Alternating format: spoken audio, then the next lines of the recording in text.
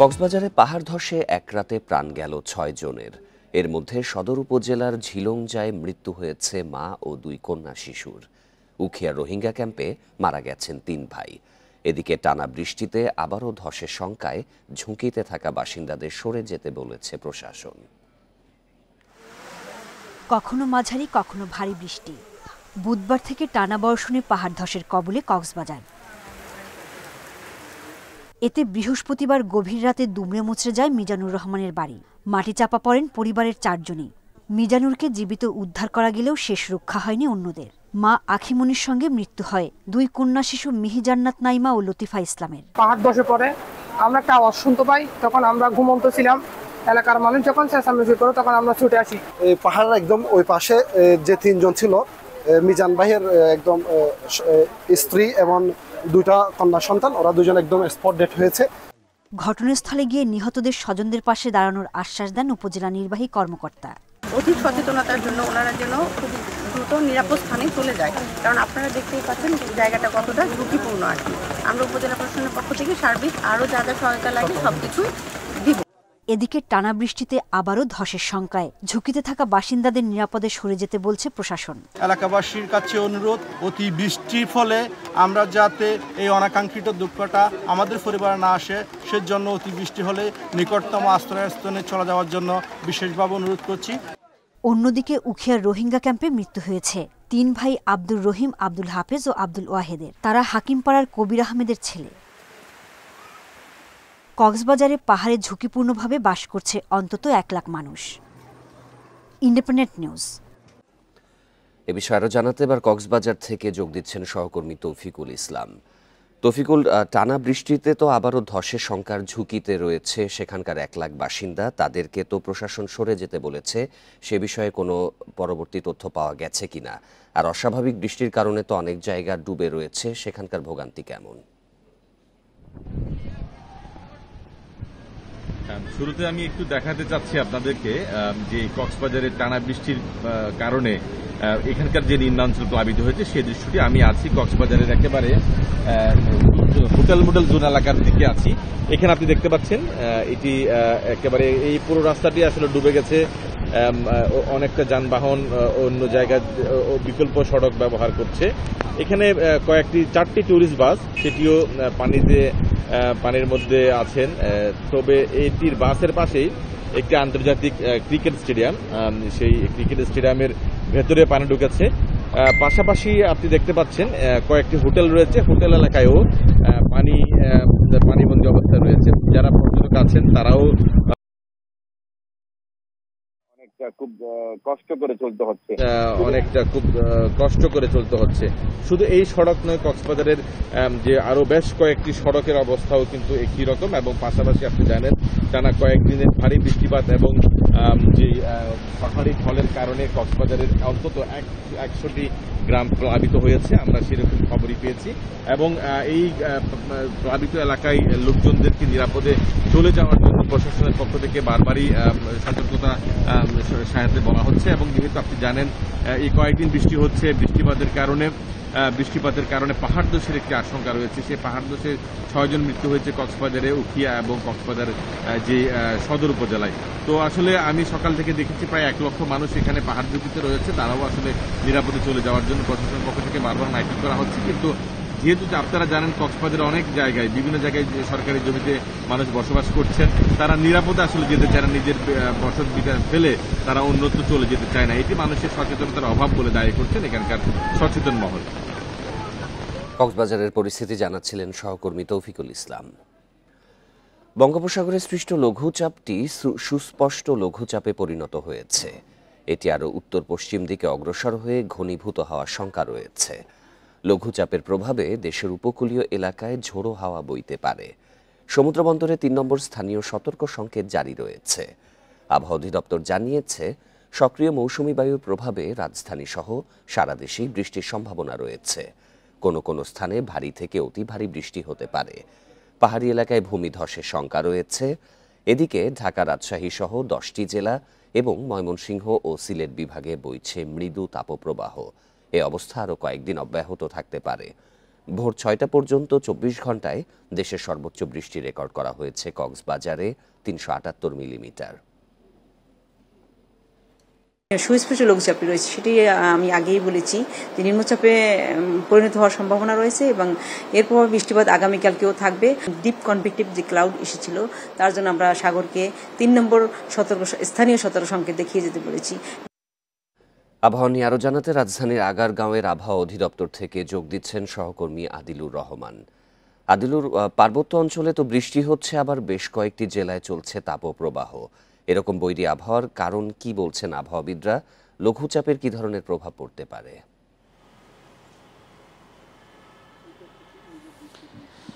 দেখুন, প্রথমে আসলে আবহাওয়া দপ্তর থেকে কিছুক্ষণ আগে আমাদেরকে বেশ কিছু আসলে তথ্য জানানো হয়েছে। সেই তথ্যগুলোই আপনাকে একটু জানাতে চাই। আবহাওয়া দপ্তর থেকে যেটা আসলে বলা হচ্ছে যে বঙ্গোপসাগরে সুস্পষ্ট একটি লঘুচাপ তৈরি হয়েছে এবং সেই লঘুচাপের প্রভাবে বিভিন্ন এলাকায় বৃষ্টিপাতটি হচ্ছে এবং এই যে সুস্পষ্ট লঘুচাপটি তৈরি হয়েছে, এই সুস্পষ্ট লঘুচাপটি আজকে দিনের কোনো একটি সময়ে যেটি নিম্নচাপে পরিণত হওয়ার সম্ভাবনা আবহাওয়া দপ্তর দেখছে এবং এটি যখন নিম্নচাপে পরিণত হবে তখন এই যে বৃষ্টিপাতটি হচ্ছে বিভিন্ন উপকূলীয় এলাকাগুলোতে, বিশেষ করে কক্সবাজার, পটুয়াখালী সহ বিভিন্ন এলাকায় যে বৃষ্টিপাতটি হচ্ছে সেই বৃষ্টিপাতের পরিমাণটি আসলে আরও বেড়ে যাবে। আপনি জানেন যে আজকে কক্সবাজারে 378 মিলিমিটার বৃষ্টি রেকর্ড করা হয়েছে 24 ঘন্টায় এবং এটি কিন্তু আসলে এই বছরের একদিনের সর্বোচ্চ বৃষ্টিপাত। এর আগে এই কক্সবাজারেই 300 মিলিমিটারের বেশি বৃষ্টিপাত রেকর্ড করা হয়েছিল 11 জুলাই।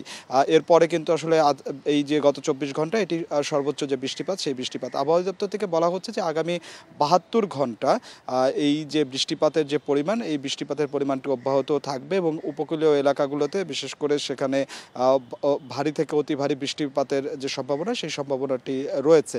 এবং একই সাথে যখন এটি নিম্নচাপে পরিণত হবে, এখন ঢাকা, রাজশাহী, খুলনা এই বিভিন্ন এলাকায় যে একটা গরম রয়েছে, তাপপ্রবাহ রয়েছে, এই তাপপ্রবাহ তখন যখন বৃষ্টিপাতটি হবে তখন এই বৃষ্টিপাতের কারণে তাপপ্রবাহ কমে যাবে। আমরা জানতে চেয়েছিলাম যে ঢাকার রাজধানীতে আসলে বৃষ্টিপাতের পরিমাণটা কেমন হবে। আবহাওয়া দপ্তর থেকে বলা হয়েছে যে যখন এটি নিম্নচাপ হবে এবং ঢাকাতেও বৃষ্টিপাতের একটা সম্ভাবনা রয়েছে, এমন তথ্যই আবহাওয়া দপ্তর থেকে আমাদেরকে দেওয়া হচ্ছে এবং একই সাথে পাহাড়ি এলাকাগুলোতে সতর্ক অবস্থার মধ্যে আবহাওয়া দপ্তর থাকতে বলেছে। তার কারণ হচ্ছে আবহাওয়া দপ্তর থেকে বলা হচ্ছে যে যেহেতু পাহাড়ি এলাকা, উপকূলীয় এলাকাগুলোতে ভারী থেকে অতি ভারী বৃষ্টির সম্ভাবনা রয়েছে, সেই কারণে সেই সব এলাকায় পাহাড় ধসের একটা সম্ভাবনাও রয়েছে। অর্থাৎ সব মিলিয়ে বলা যায় যে আবহাওয়া দপ্তর বলছে যে আগামী 72 ঘন্টায় এই যে বৃষ্টিপাতটি বিভিন্ন এলাকায় হচ্ছে এটি অব্যাহত থাকবে। তো আমার কাছে আবহাওয়া দপ্তর থেকে এটি ছিল এখনকার সবশেষ। আগারগাঁও থেকে জানাচ্ছিলেন সহকর্মী আদিলুর রহমান। 5 আগস্টে 2 পায়ে গুলিবিদ্ধ হন মিরপুরের শিক্ষার্থী নূপুর চৌধুরী। পরীক্ষা সহ নানা কাজে হুইল চেয়ারে একাই ঘুরতে হয় তাকে, কারণ বাবা মারা যাওয়ার পর অন্যত্র বিয়ে করেছেন মা। পড়াশোনার পাশাপাশি একটি খণ্ডকালীন চাকরি করে খরচ চালাতেন নূপুর। তার একটি গুলি বের করা গেলেও অন্যটি নিয়ে জটিলতা দেখা দিয়েছে। স্বাভাবিক জীবনে ফিরতে সহায়তা চেয়েছেন তিনি। জাতীয় অর্থোপেডিক হাসপাতালের করিডোরে এভাবেই একাই ছুটতে হয় নূপুর চৌধুরীকে। ভরসা শুধু হুইল চেয়ারটি। 2 পায়ে গুলিবিদ্ধ নূপুরকে পরীক্ষা নিরীক্ষা কিংবা ওষুধ সেবনেও সহায়তার কেউ নেই। আমার জন্মের পর আমি আমার নানার কাছে মানুষ হয়েছি, 13 বছর বয়সে তারাও মারা গেছে। তারপর থেকে আমার পাশে আর কেউ নেই। আমার খালা ফুপি ছাড়াই বলেন, সবাই তাদের মতন সংসার জীবন নিয়ে ব্যস্ত। একমাত্র স্টুডেন্ট ভাইয়েরা তারা ছিল বিধায় আজকে আমি হসপিটালে, নাহলে আমাকে মৃত্যু লাশটাও কেউ খুঁজে পেত না। বাবা মারা গেছেন, মা বিয়ে করেছেন অন্যত্র। রাজধানীর মিরপুরে একাই থাকেন নূপুর। জুলাইয়ের আন্দোলনে জড়িত ছিলেন সক্রিয়ভাবে। 5 আগস্টে মিরপুর 2-এ বিক্ষোভকালে পুলিশের গুলি লাগে। আমরা সবসময় বিজয় আন্দোলনে ছিলাম। 5 আগস্টে আমরা দেশ স্বাধীন হয়েছি, আমরা বিজয় উল্লাসে বের হয়েছি আনন্দ করতে করতে। তো সেখানে আনন্দ করতে যেয়ে বের হয়ে মিরপুর 2-এ হঠাৎ করেই গোলাগুলি শুরু হয় আর ওখানে আমি আটক হই। মিরপুরের একটি শিক্ষা প্রতিষ্ঠানে পড়াশোনা করেন নূপুর চৌধুরী। এখন হাসপাতালের 1 ফ্লোর থেকে আরেক ফ্লোরে ছুটতেই কেটে যায় সময়। মুক্ত বাতাসে ফেরার আকুতি তার। আমার দেশের অনেক ভাই বোনদের জীবন শেষ হয়ে গেছে, মায়ের বুক খালি হয়ে গেছে। আমার তো কেউই নেই, আমার আগ পিছুর টান কিছুই নেই। তার জন্য যে আমি মরে যদি যেতাম আমার আফসোস থাকতো না। চিকিৎসকেরা জানিয়েছেন, নূপুরের একটি গুলি অপসারণ হলেও অপরটি বের করা জটিল। রক্তনালী ক্ষতিগ্রস্ত হওয়ার আশঙ্কা রয়েছে। আরেকটা গুলি এমনভাবে লেগেছে যে একদম পুরো রক্তনালীর কাছে লেগে আছে। এখন যদি ওটা যদি বের করতে যাওয়া হয় তাহলে রক্তনালী ইনজুরি হতে পারে। আমরা একটা মেডিকেল বোর্ড করেছি, আমরা জেনেছি, আমরা সিদ্ধান্ত নিয়েছি যে ওইটা এখন আপাতত বের করার দরকার নেই। নূপুর একটু সাইকোলজিক্যাল ট্রমাতে আছে, তার ফ্যামিলিতে কেউ নাই। পড়াশোনার পাশাপাশি একটি প্রাইভেট প্রতিষ্ঠানে খণ্ডকালীন চাকরি করতেন এই তরুণী। সুস্থ জীবনে ফেরা ও জীবিকার জন্য চেয়েছেন সহায়তা। Nahid Kamal, independent News, Dhaka. বাংলাদেশের সঙ্গে সম্পর্ককে বিশেষ গুরুত্ব দেয় যুক্তরাষ্ট্র। অন্তর্বর্তী সরকার গঠনের মাত্র ৩৮ দিনের মাথায় উচ্চ পর্যায়ের মার্কিন প্রতিনিধি দলের ঢাকা সফর তারই প্রতিফলন বলছেন নতুন পররাষ্ট্র সচিব। জানান, বহুমাত্রিক বিষয় নিয়ে হবে দ্বিপাক্ষিক বৈঠক। তবে ওয়াশিংটনের সঙ্গে ইন্দো প্যাসিফিক অঞ্চল নিয়ে আলোচনায় ঢাকাকে সতর্ক থাকার পরামর্শ বিশ্লেষকদের। দিল্লি হয়ে দুদিনের সফরে শনিবার ঢাকায় আসছেন যুক্তরাষ্ট্রের দক্ষিণ ও মধ্য এশিয়া বিষয়ক সহকারী পররাষ্ট্রমন্ত্রী ডোনাল্ড লু। 4 মাসের মাথায় এটি হবে তার দ্বিতীয় দফায় ঢাকা সফর। বাংলাদেশের সঙ্গে দ্বিপাক্ষিক সম্পর্ক এগিয়ে নিতে অন্তর্বর্তী সরকারের সঙ্গে যুক্তরাষ্ট্রের বিভিন্ন সংস্থার কয়েকটি বৈঠকে অংশ নেবেন ডোনাল্ড লু। মার্কিন প্রতিনিধি দলটির নেতৃত্ব দেবেন দেশটির রাজস্ব ও অর্থ দপ্তরের সহকারী আন্ডার সেক্রেটারি ব্রেটন নেইম্যান। সঙ্গে থাকবেন যুক্তরাষ্ট্রের জাতীয় নিরাপত্তা পরিষদের জ্যেষ্ঠ পরিচালক লিন্ডসে ফোর্ডও। নতুন প্রেক্ষাপটে বাংলাদেশকে অর্থনৈতিকভাবে আরও শক্তিশালী করে তুলতে সহায়তা দিতে চায় যুক্তরাষ্ট্র। তা নিয়েই আলোচনা করবে ঢাকা ওয়াশিংটন। এই অন্তর্বর্তীকালীন সরকার আসার পরে মার্কিন যুক্তরাষ্ট্রের যে প্রতিনিধি দল তাদের আসার মধ্য দিয়ে মার্কিন যুক্তরাষ্ট্র যে বাংলাদেশের সাথে তাদের সম্পর্ককে গুরুত্ব দেয় তার একটা বড় প্রতিফলন। এবং আপনারা দেখেছেন এর কম্পোজিশনটা, এর মধ্যে আপনারা জেনেছেন সেই কম্পোজিশনে বোঝা যায় যে এই আলোচনাটা বহুমাত্রিক হবে। ইন্দো প্যাসিফিক অঞ্চলে স্থিতিশীলতা রক্ষায় ঢাকার সঙ্গে নিরাপত্তা সহ আইপিএস ইস্যুতেও আলোচনায় আগ্রহী ওয়াশিংটন। এক্ষেত্রে সতর্ক থাকার পরামর্শ বিশ্লেষকদের। ইন্দো প্যাসিফিকের যে জিনিসটা খেয়াল রাখা দরকার, যতক্ষণ ওটা উন্নয়নের কাঠামোর মধ্যে থাকে ততক্ষণ আমার মনে হয় না কোনো সমস্যা হওয়ার কথা। কিন্তু ওটা যদি নিরাপত্তার কাঠামো থাকে, যেই নিরাপত্তার কাঠামোর মধ্যে যে থাকে যে আমার সাথেই সম্পর্ক করতে হবে, অন্য দেশের সাথে আমি সম্পর্ক করতে পারবো না, তারে কিন্তু ওখানে সমস্যা তৈরি হবেই। বিশ্লেষকরা বলছেন, বর্তমান বৈশ্বিক পরিস্থিতিতে অর্থনীতি, বাণিজ্য সহ দ্বিপাক্ষিক সম্পর্ক সম্প্রসারণে কৌশলী ও ভারসাম্য নীতি বজায় রাখা উচিত বাংলাদেশের। নাফিজাতুল্লাহ, ইন্ডিপেন্ডেন্ট নিউজ, ঢাকা। মুরগির দাম বাড়ার প্রবণতার মধ্যেই বাজারে বেড়েছে ডিমের দাম। রাজধানীর বাজারে এখন ফার্মের মুরগির ডিমের ডজনে ১৬৫ টাকা গুনতে হচ্ছে ক্রেতাদের। তবে সপ্তাহের ব্যবধানে কিছুটা কমেছে আলু, পেঁয়াজের দাম। সিন্ডিকেটের দৌরত্ব কমায় কিছুদিন আগে বাজারে কমে মুরগির দাম। তবে 2 সপ্তাহ ধরে আবারও দেখা যাচ্ছে বাড়ার প্রবণতা। ব্রয়লার মুরগির কেজি বিক্রি হচ্ছে ১৭০ থেকে ১৮০ টাকায়। বাজার ভেদে কিনতে হচ্ছে ১৯০ টাকাও। সোনালী মুরগির কেজি উঠেছে ২৬০ টাকায়। দাম বাড়ার জন্য বন্যাকে দায়ী করছেন ব্যবসায়ীরা। তবে ক্রেতাদের অভিযোগ, নজরদারি না থাকার সুযোগ নিচ্ছেন বিক্রেতারা। মানুষের যে ক্রয় ক্ষমতা, এই ক্রয় ক্ষমতা কিন্তু প্রত্যেকটা প্রোডাক্ট বাইরে, দাম বাইরে, যেটা সহনীয় আসা উচিত। প্রত্যেকটা মানুষের সহনীয় আসা উচিত। আর সিন্ডিকেটটা, প্রত্যেকটা প্রোডাক্টের সিন্ডিকেট ভাঙা উচিত। কিনে আনি আমরা বিনিময়কে যদি 10 টাকা লাভ করি, এটাই আমাদের বাজারে যে রেট চলে, 10 জনের যে রেটে বেচতো আমি এই রেটে বেচতে। বেড়েছে ডিমের দামও। গত সপ্তাহে প্রতি ডজন ফার্মের মুরগির ডিম ১৫৫ টাকায় বিক্রি হলেও এখন কিনতে হচ্ছে ১৬০ থেকে ১৬৫ টাকায়। ভারত থেকে আমদানি হলেও তার প্রভাব নেই বাজারে। ইন্ডিয়ার ডিম এখনো বাংলাদেশে আসে নাই। যে আমার বড় আড়তদার, ওনারা হলো বড় আড়তদার, ওনাদেরকে প্রশ্ন করলে কইতে পারবেন, কারণ আমরা ডিম আনি ওনাদের থেকে। ক্রেতাদের কিছুটা স্বস্তি দিচ্ছে আলু, পেঁয়াজের দাম। আমদানি শুল্ক কমানোর প্রভাবে কেজিতে কমেছে ৫ টাকা পর্যন্ত। আলুর কেজি বিক্রি হচ্ছে ৫০ থেকে ৫৫ টাকায়, আর মানভেদে পেঁয়াজের কেজি ১১০ থেকে ১১৫ টাকা। পর্যাপ্ত সরবরাহ থাকায় স্থিতিশীল বেশিরভাগ সবজির দাম। Shahid Ahmed, Independent News, Dhaka. নিত্যপণ্যের বাজারে অস্বস্তি বাড়াচ্ছে ডিমের দাম। ব্যবসায়ীরা বলছেন, আমদানি কমে যাওয়া, বন্যা, মুরগির খাবারের দাম বৃদ্ধি ও বিদ্যুৎ বিভ্রাটের কারণে কমে গেছে ডিমের উৎপাদন। তদারকি না থাকলেও বাজার আরও অস্থির হওয়ার আশঙ্কা দেখছেন ক্রেতারা। কিছুদিন ধরেই ডিমের বাজারে দাম বাড়ার প্রবণতা। মুন্সিগঞ্জের আড়তে ফার্মের মুরগির ডিমের ডজন বিক্রি হচ্ছে 153 টাকায়। সেই ডিম খুচরা বাজারে বিক্রি হচ্ছে 160 টাকায়। বিক্রেতাদের দাবি, ডিমের উৎপাদন কম, পাশাপাশি ঢাকার সিন্ডিকেটের কারণে বেড়েছে দাম। বড় বড় কর্পোরেট কোম্পানিগুলো আছে, ওরা মূলত দামটা নিয়ন্ত্রণ করে। আর বিশেষ করে তেজগাঁও যেই ডিমের সমবায় সমিতি আছে, ওরা মূলত দামটা নির্ধারণ করে। একই পরিস্থিতি কিশোরগঞ্জেও। বিক্রেতারা বলছেন, মুরগির খাবার সহ আনুষঙ্গিক খরচ বাড়ার প্রভাব পড়েছে উৎপাদনে, তাই বেড়েছে ডিমের দাম। খামারের ডিমের দাম বেশি, খাবারের দাম বেশি, ওষুধের দাম বেশি। আমরা খুচরা মূল্য বিক্রি করতে হবে ৫-৫০ টাকা। পাবনায় ডিম ব্যবসায়ীরা বলছেন, বন্যায় মারা পড়েছে লক্ষাধিক মুরগি, সঙ্গে বিদ্যুতের লোডশেডিং এর প্রভাব পড়েছে খামারের উৎপাদনে। গরমের অবস্থা খারাপ, লোডশেডিং হচ্ছে, কারেন্টের লোডশেডিং হচ্ছে, লোডশেডিংয়ে মুরগির ডিম কমে যাচ্ছে। বগুড়ায় পাইকারিতে ফার্মের মুরগির ডিমের ডজন বিক্রি হচ্ছে 145 থেকে 150 টাকায়। খুচরায় বিক্রি হচ্ছে 2 থেকে 4 টাকা বাড়তি দামে। ক্রেতারা বলছেন, সঠিক তদারকি না থাকলে বাজারে অস্থিরতা বাড়তে পারে। মানুষ যে আশা নিয়ে এই যে সরকারের পতন করলো, আসলে সেটা তো সুফল তো আমরা পাচ্ছি না, সাধারণ মানুষ এটা পাচ্ছি না। বাজারে ঠিক মতো মনিটরিং এ কেউ নেই। এতক্ষণ প্রায় 1 ঘন্টা যাবত বাজারে ঘুরলাম, কোনো এরকম সবকিছুরই দাম একটু বেশি, গরিব মানুষের নাগালের বাইরে। রাজশাহী ও লক্ষ্মীপুরে ফার্মের মুরগির ডজন বিক্রি হচ্ছে 150 টাকায়। চট্টগ্রাম ও বরিশালে বিক্রি হচ্ছে 160 টাকায়। Sadekur Rahman Siddiqui, Independent news.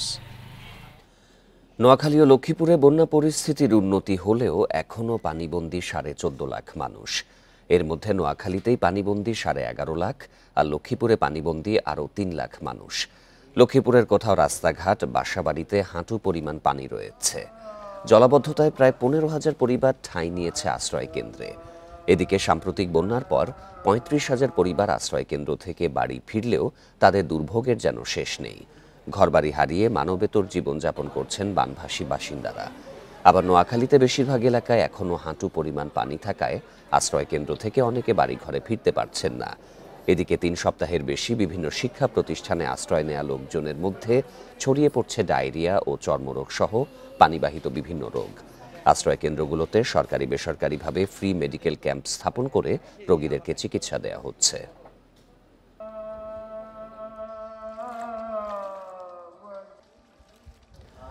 নোয়াখালীর পরিস্থিতি নিয়ে জানাতে এবার যোগ দিচ্ছেন সহকর্মী আবু নাসের।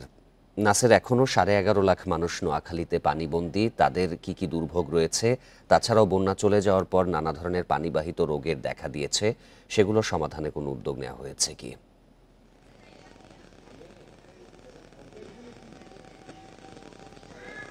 নোয়াখালীতে এখনো 8 উপজেলার বেশ কিছু এলাকা পানিবন্দী হয়ে আছে অসংখ্য মানুষ, এবং বেশ কিছু এলাকাতে অসংখ্য শিক্ষা প্রতিষ্ঠানে আশ্রয়কেন্দ্র স্থাপন করা হয়েছে।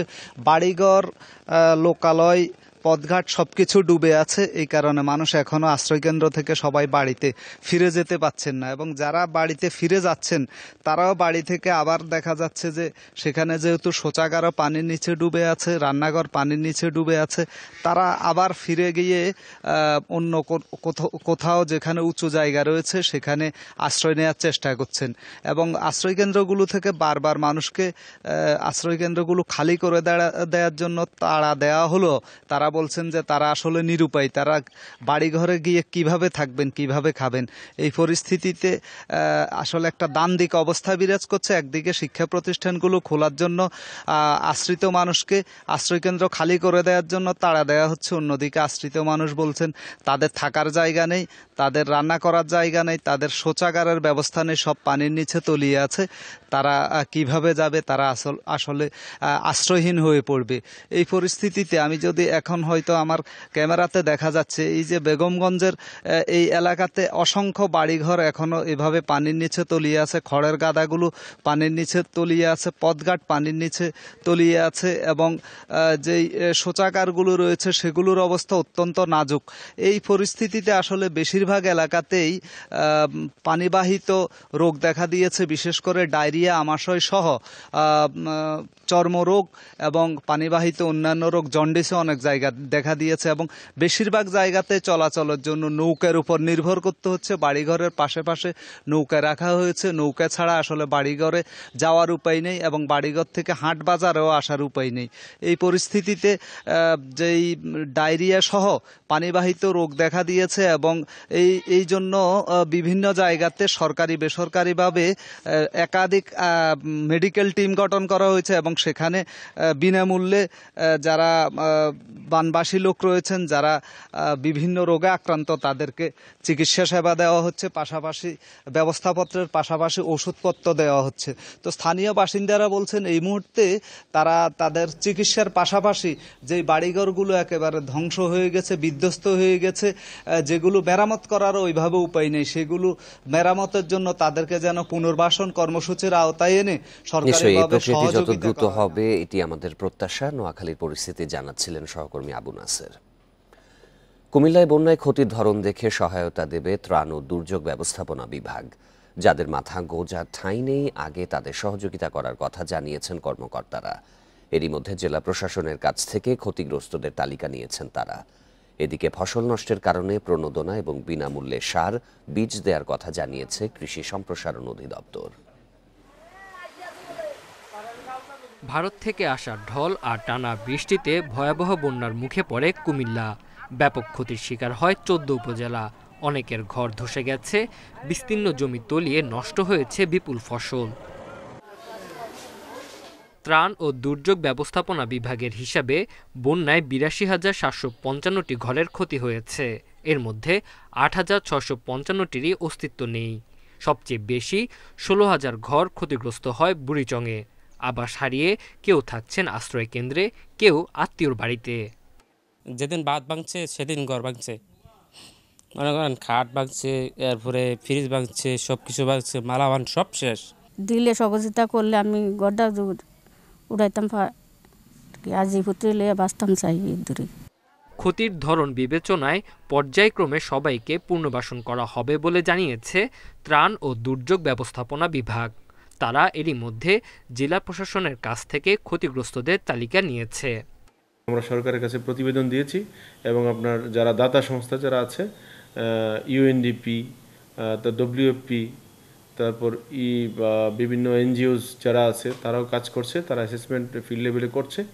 খুব দ্রুত সময়ের মধ্যে আমরা আশা করছি যে আমরা পুনর্বাসন কার্যক্রম শুরু করব। কৃষি বিভাগের হিসাব বলছে ৬৩,০০০ হেক্টর জমির ফসল নষ্ট হয়েছে বন্যায়। কৃষককে বিনামূল্যে সার, বীজ প্রণোদনা দেবে কৃষি সম্প্রসারণ অধিদপ্তর। তবে যারা বেশি ক্ষতিগ্রস্ত তারাই আগে সহায়তা পাবেন। কৃষকদেরকে পরামর্শ দিচ্ছি, যেসব এলাকায় বন্যা হয় নাই, বন্যা আক্রান্ত হয় নাই, সেসব এলাকাতে অনেক কৃষকের কাছে কিন্তু বাড়তি চারা আছে। তো আমরা সমন্বয় করে দিচ্ছি, সেখান থেকে অনেকে চারা এনে রোপণের ব্যবস্থা নিচ্ছে। তো এখন তাড়াতাড়ি পানিটা সরা দরকার, তাহলে আমরা চারাটা রোপণ করতে পারব। কুমিল্লায় বন্যায় ক্ষয়ক্ষতি হয়েছে ৩,০০০ কোটি টাকার বেশি।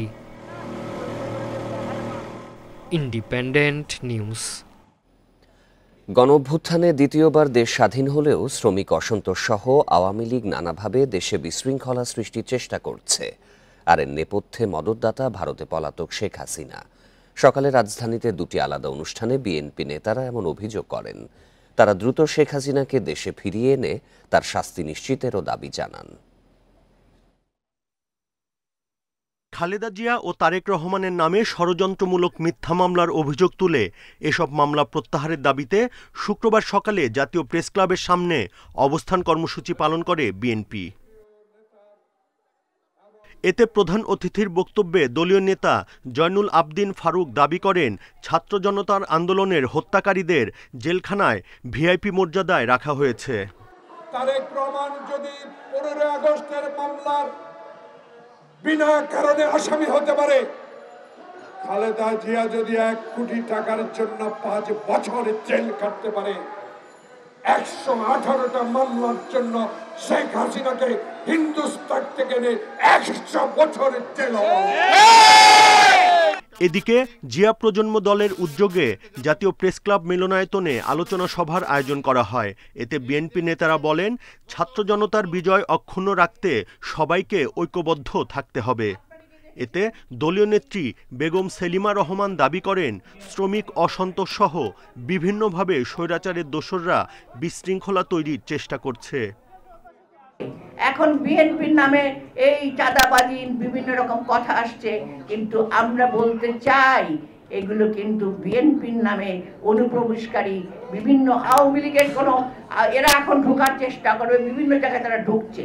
হাসিনাকে উৎখাত করেছি, এখন যদি মানুষের ভোটের অধিকার ফিরিয়ে দিতে পারি, তাদের মানবিক অধিকার যদি ফিরিয়ে দিতে পারি, তাদের মৌলিক অধিকার যদি আমরা ফিরিয়ে দিতে পারি, তাহলেই তাদের সেই শাহাদাত বরণ যে তারা করেছেন সেটার মূল্যায়ন হবে। ছাত্র জনতার আন্দোলনে নেপথ্যে সাহস জোগানো বিএনপির প্রথম সারির নেতাদের প্রতি অসম্মানজনক বক্তব্য না দিতে সকলের প্রতি আহ্বানও জানান বিএনপির এই নেতা। Buddhadeb Kundu, independent News, Dhaka. বাংলাদেশের বৈদেশিক মুদ্রার রিজার্ভ আবারও 20 বিলিয়ন বা 2000 কোটি ডলারের নিচে নেমে গেছে। আন্তর্জাতিক মুদ্রা তহবিল IMF এর হিসাব পদ্ধতি BPM-6 অনুযায়ী বর্তমানে রিজার্ভ 1944 কোটি মার্কিন ডলার বলে জানিয়েছে বাংলাদেশ ব্যাংক। বৃহস্পতিবার কেন্দ্রীয় ব্যাংকের প্রতিবেদনে এই তথ্য জানা গেছে। বাংলাদেশ ব্যাংকের তথ্য মতে গত সপ্তাহে এশিয়ান ক্লিয়ারিং ইউনিয়ন আকুর আমদানি বিল পরিশোধের পর রিজার্ভ কমেছে। এ সময় আকুর পাওনা বাবদ 137 কোটি ডলার বা 1.37 বিলিয়ন ডলার পরিশোধ করা হয়েছে। বাংলাদেশ ব্যাংক জানিয়েছে BPM-6 হিসাব অনুযায়ী 5 সেপ্টেম্বর রিজার্ভের পরিমাণ ছিল 2056 কোটি বা 20.56 বিলিয়ন ডলার, প্রায় আড়াই মাস পর নামল।